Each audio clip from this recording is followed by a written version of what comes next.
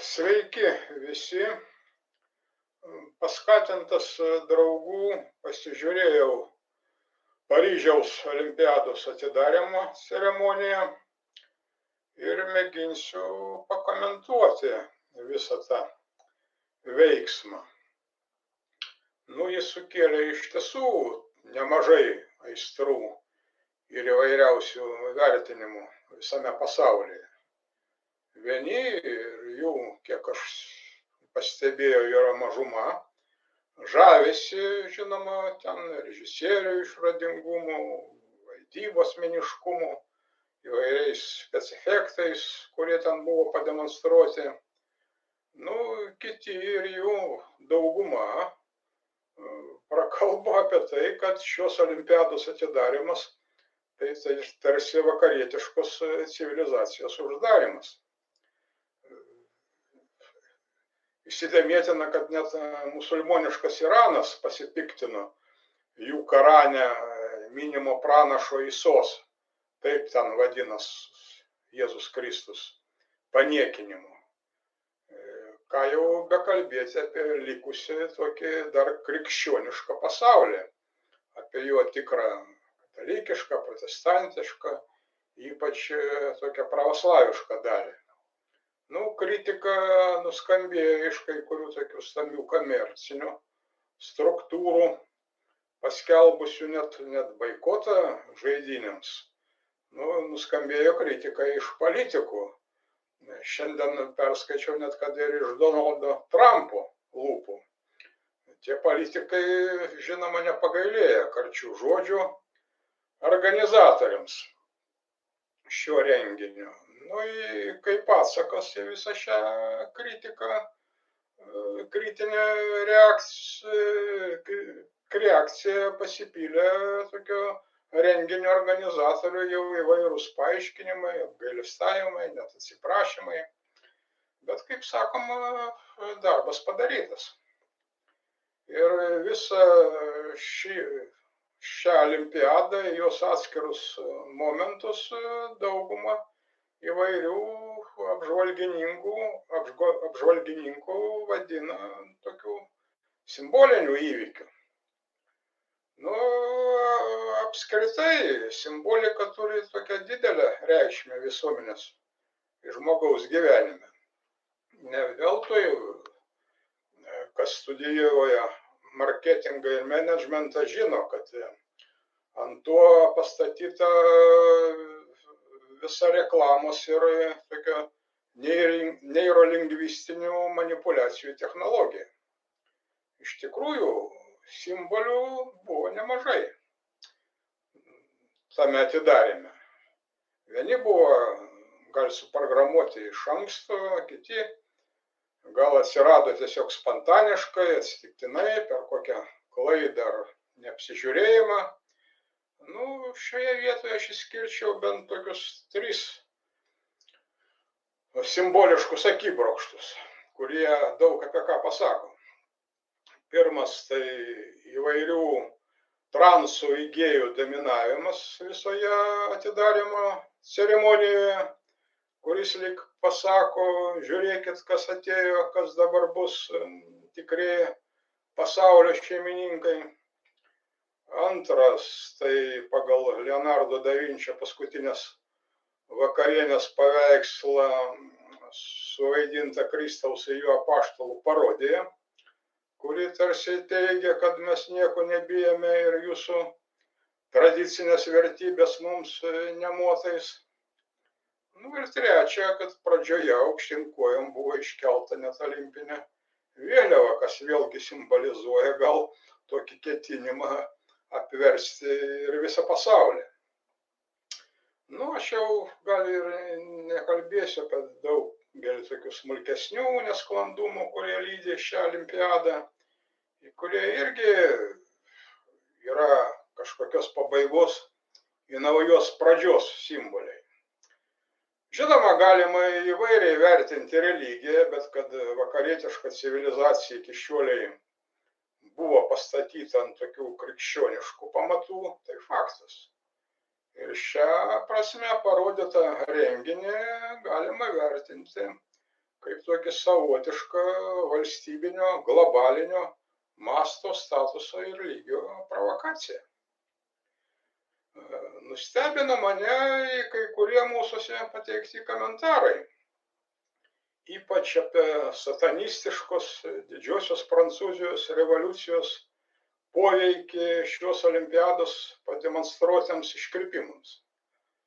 Na, pirmiausia, mano galva, tokių terminų kaip satanistiškas, satanistai naudojamas politiniuose tekstuose, komentaruose, tai tokios dabartinės eschatologinės, tokios politologinės mados reikalas, kuriai rimti socialiniai mokslininkai neturėtų pasiduoti.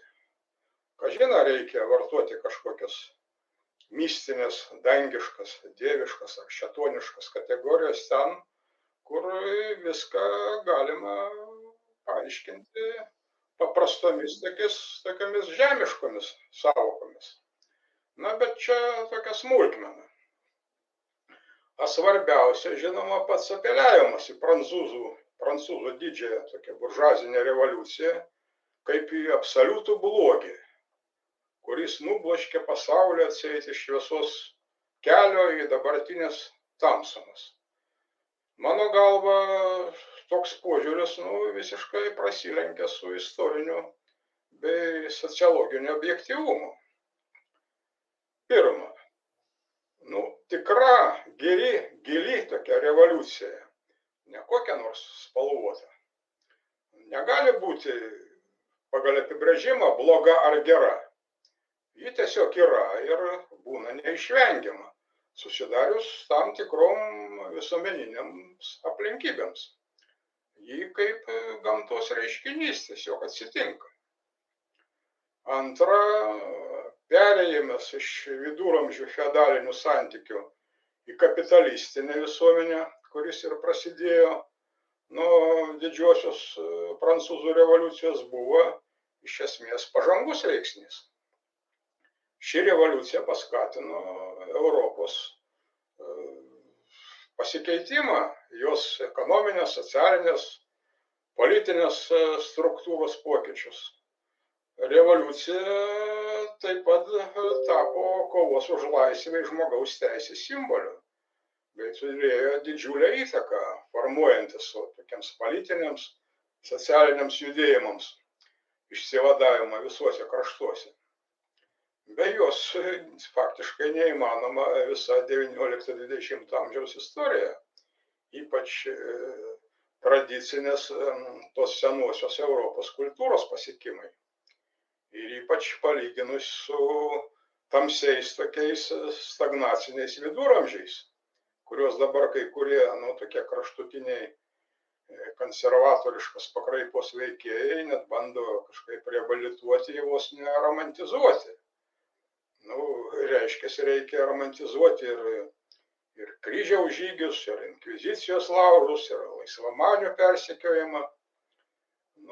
Prancūzų revoliucija tai tarp kitko ir visuomenės išlaisvinimas iš tokių religinių dogmų bei bažnyčios viešpatavimo visuose valstybės bei žmogaus gyvenimo srityse.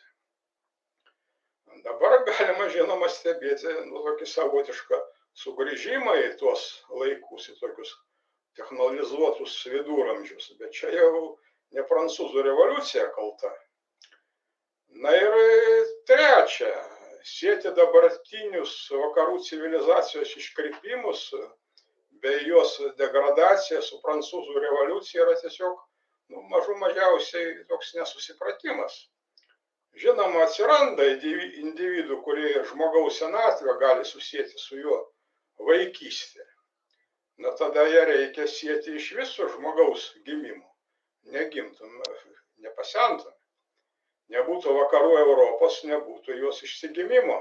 Prie ko čia prancūzų revoliucija? Ji tik tokia tarpinė socialinio organizmo brendimo stotelė. Kaip ir brandus amžius pakeliui iš vaikystės į senatvę. Dabartinis vakarų išsigimimas dėsningas ir neišvengiamas procesas. Kaip sakoma, atėjo laikas. Tokia jau ir žmogaus, ir visuomenės, ir civilizacijos gyvenimo dialektika. O tai, kad jis vyksta tokiamis iškrypėliškomis formomis, tai jau irgi išsigimstačios kapitalistinės santvarkos grimasas. Progresas vienose srityse visada vyksta su regresu kituose, kaip sakoma, viename pakete. Kartu su išsigimimu, tarp kitko, dabar gimsta ir nauja pelninga iškrypėliška tokia industrija. Nors iš dalies kompensuojate prarastas anksčiau dėl įvairių priežasčių pajamas stambaus verslo, stambaus kapitalo. Tai industrija neša milžiniškus pelnus, kuriuos galima palyginti tik su pelnais gautais iš prekybos ginklais, naftos produktais ar narkotikais.